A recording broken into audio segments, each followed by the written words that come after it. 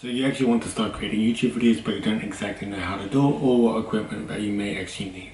So in today's video, I'm actually going to be trying to help you in sorting out what you do and don't need, and the pros and cons of each one, primarily how to make YouTube videos in 2022. So first of all comes the actual recording equipment. There are two main things that you even need. Either one can literally be your iPhone or your Samsung phone or whichever Android phone it is, and literally just use it as a landscape mode, and you can change the ratio to 16:9.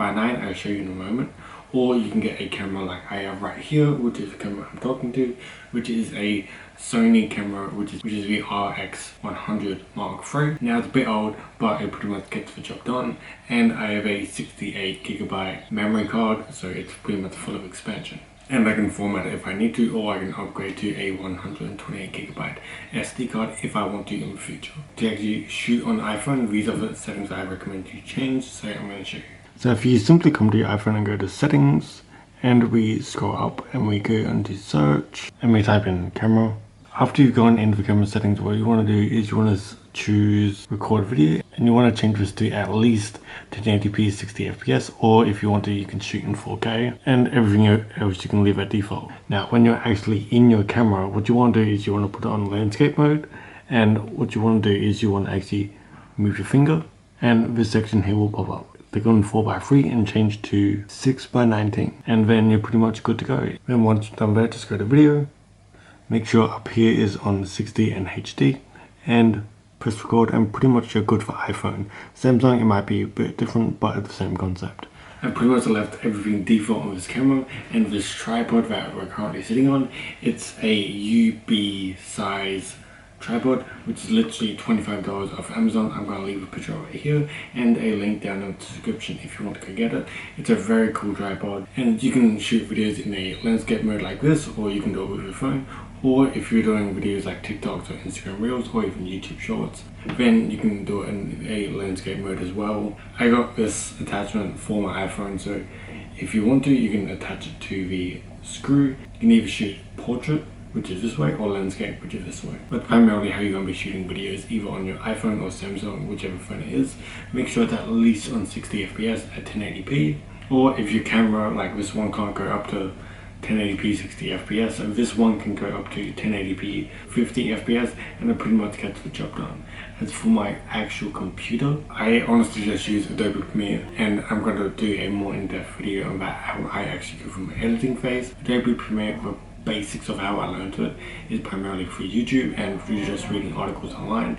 And if I'm stuck on a problem, I literally Google it, like how to fix da in Adobe Premiere, and pretty much in 5 minutes my problem is solved. Besides equipment such as a camera or an iPhone or a tripod, you're most likely going to need a tripod. The next most important thing is the lighting, because this is a visual representation. Now there are either two ways you can go about lighting. One, you can get a ring light, which I don't have anymore, but I used to have a ring light at my old home, but it's very good. Newer ring light, and it's very good. It's about $80, but it pretty much gets the job done. It's super good for either YouTube videos, TikTok videos, Instagram Reels, Instagram Lives, or Instagram TV. Whatever video format, it's pretty much good for anything. Or you can use natural sunlight, and what you're going to want to do with natural sunlight is you're going to want to fix your camera away from the actual sun, so you're not going to want to do this. So as you can see, I'm actually facing towards the sun, and it looks horrible, but if we face away from the sun, then it actually looks a whole lot better. Those are two key ways. Either one, you can pay for a ring light, or two, you can use natural sunlight. But I know in some situations people can't use sunlight because by the time they get home from work, they actually come up with a problem. Oh, we don't have any sunlight. Oh, we don't have any ring light. Well, we can't shoot a video. That's why I always try to have a ring light with me. But if I can, or if I just don't want to use ring light, I just use sunlight. Now, the third most important thing about making videos on YouTube or any other platform is the audio quality. Now, this audio quality is primarily coming from a microphone, which honestly is not good. The audio from this camera is actually very bad. It picks up a lot of background noise, which is not good for my videos. But there are multiple options. I can get a microphone that clips onto you. I believe they're called lavalier mics, and those are pretty good. Or you can get microphones that attach directly to your camera, depending on which model. This model doesn't have it, but for example, the Sony RX100 Mark V that has a audio jack in the actual camera, and you can connect something like a Rode shotgun microphone or something like that for far better quality audio than the inbuilt audio on a camera. Now, with most cameras, even the top end cameras, most of them don't really have a good built-in audio microphone. So primarily what people do is they get a microphone and it is attached to the camera. I'll leave a picture up here and I'll leave a link down below if you want to go get this particular Rode microphone for cameras. It's pretty good. I see so many people use it, and you can get a little fluffy talk thing if you want. But the fluffy talk is optional, but the fluffy talk eliminates the p and the from your videos. So audio on this camera won't eliminate my p's, so if I you can definitely hear it. But if I had a external microphone, say Rode microphone attached to this camera, you won't be able to hear the so much, and it'll just be so it pretty much sounds a lot crisper. Or if you're shooting videos on your phone, whether that be a Samsung or an iPhone or whatever your phone may be, I do not recommend you use the built-in audio device as on the phone, whichever phone it may be. Either I would recommend using earphones, like if you have iPhone, you can either use the AirPods or AirPod Pros, or you can use some other external audio device such as either headphones like my Sony WH-1000s. You can use them because the audio is so much clearer on the AirPods or AirPod Pros or whatever you use compared to the actual internal microphone on the phone. So if you have got the budget to splurge, then I recommend you pick up a microphone for your camera, or if you're using a phone, whichever phone it may be, either use headphones or use some external microphone like a lavalier microphone or something like that if you can afford it.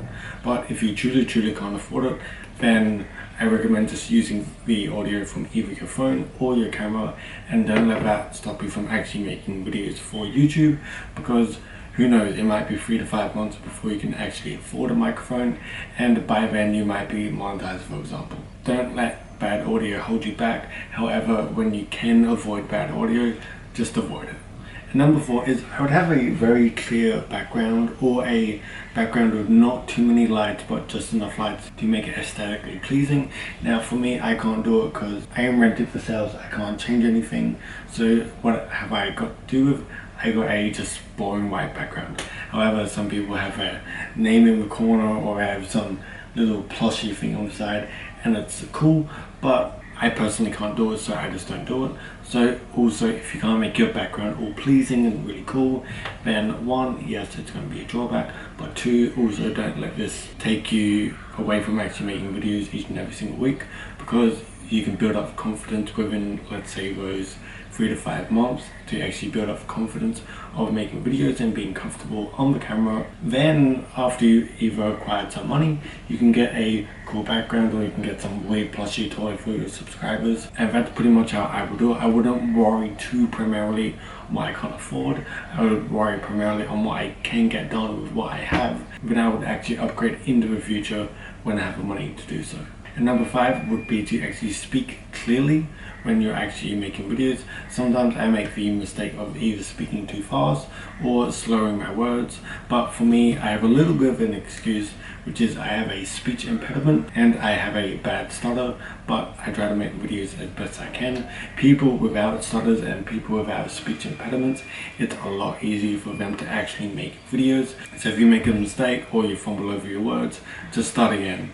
And if you want to repeat a line, either you didn't say it correctly, then repeat the line and say it more correctly next time, and just cut out the first line. And that's primarily how I'd make my YouTube videos. Other than that, I hope this video was helpful. If you got any questions, remember to comment below and subscribe to the channel. I'm out. Bye.